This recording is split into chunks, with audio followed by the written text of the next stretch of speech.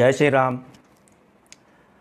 पवन पुत्र हनुमान जी की आराधना तो सभी लोग करते हैं और हनुमान चालीसा का पाठ भी करते हैं, पर यह कब लिखा गया, इसकी उत्पत्ति कैसे हुई, कहाँ हुई, किस संदर्भ में लिखा गया, ये जान लेना और भी रोचक होगा।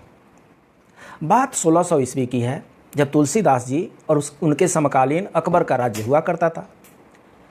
एक समय तुलसीदास जी मथुरा की यात्रा पर निकले हुए थे। रात हो गई तो आगरा में रुक गए। आगरा में जैसे लोगों को पता चला कि तुलसीदास जी आगरा में रुके हुए हैं, तुलसीदास जी के दर्शन के लिए जैसे कि लोगों का तांता ही लग गया, लाइन लग गई, भीड़ बढ़ गई। कुछ लोग आकर के अकबर को बताए कि उस स्थान पर भीड़ बढ़ रही है। अकबर ने बीरबल से पूछा, क्या है भाई? बीरबल ने बताया, तुलसीदास जी आए हुए हैं और उनके दर्शन के लिए ये भीड़ उमड़ी हुई है, मैं भी उनका दर्शन करके ही आ रहा हूँ। अकबर को बड़ी जलन हुई। अकबर ने कहा, बुलावा भेजो तुलसीदास को कि वो यहाँ पर आगरा में लाल किले में आकर के मेरे से मिले। उनके सिपाही सलाहकार सब चले गए। तुलसीदास जी को आदेश सुनाया गया, बादशाह का फरमान है, आप लाल किला में चलें उनके दर्शन देने के लिए।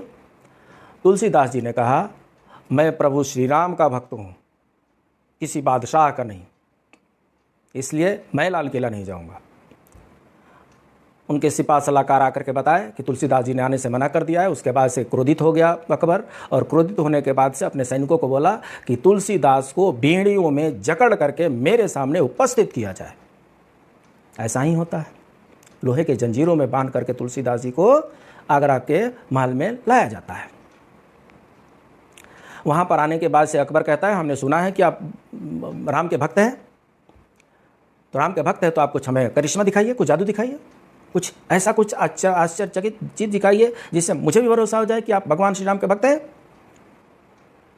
तुलसीदास जी ने कहा, मैं भगवान श्री राम का भक्त हूँ, मदारी नहीं, जादूगर नहीं जो मैं कोई खेला दिखा सकता हूँ। मैं उनकी सेवा करता हूँ, मैं उनकी पूजा करता हूँ, मैं उनकी आराधना करता हूँ, मैं यहाँ पर कोई लीला दिखाने के लिए नहीं आया हूँ। अकबर और भी क्रोधित हो गया और बोला कि इनको बेड़ियों में जकड़ करके काल कोठरी में डाल दिया जाए। आगरा के लाल किले में तुलसीदास जी को अंधेरे काल कोठरी में डाल दिया गया। तुलसीदास जी रात भर फपकते रहे, रोते रहे, चिल्लाते रहे, किसी ने उनकी एक तक नहीं सुनी। जब सवेरा हुआ तो नज़ारा कुछ दूसरा ही था। आगरा के पूरे लाल किले में लाखों की संख्या में बंदर जो थे कोहराम मचाए हुए थे। कहीं पेड़ तोड़ रहे थे, कहीं पोल तोड़ रहे थे, कहीं दीवारें तोड़ रहे थे, कहीं कुछ नोच रहे थे।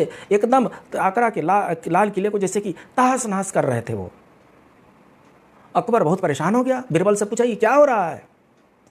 बीरबल ने कहा, आप कुछ करिश्मा देखना चाहते थे, ये वो करिश्मा है, देख लीजिए। जब तक आप तुलसीदास जी को नहीं छोड़ेंगे ये बंदर यहाँ से हिलने वाले नहीं हैं।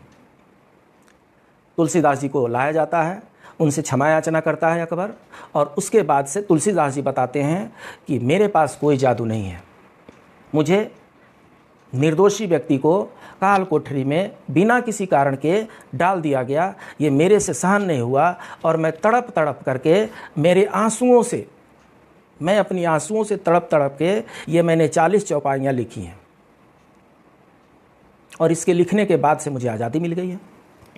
ये वो 40 चौपाइयाँ जो है उसी का नाम चालीसा है, और हनुमान जी के बारे में लिखा गया है, इसीलिए उसका नाम हनुमान चालीसा पड़ गया। 40 है, चालीसा मीन्स 40। तो इस हनुमान चालीसा की रचना करने से तुलसीदास जी अकबर के जैसे आतताई के हाथों से बच निकले थे।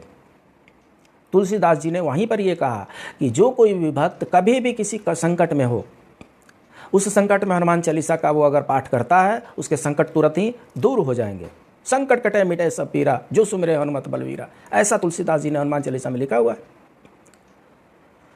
तो इस तरीके से आगरा के लाल किले के काल कोठरी में हनुमान चालीसा की रचना तुलसीदास जी ने किया था, जिसको आज हम लोग पाठ बना करके पढ़ते हैं। बड़ा चमत्कारिक इसका प्रभाव होता है। आप भी हनुमान चालीसा पढ़ने की आदत डाल दीजिए। अगर दिन में 2 बार नहीं तो कम से कम 1 बार ही पढ़ लीजिए। हनुमान चालीसा कब पढ़ना चाहिए, कब नहीं पढ़ना चाहिए, कैसे पढ़ना चाहिए, इसकी चर्चा हम अगले वीडियो में करते हैं। तब तक के लिए जय श्री राम।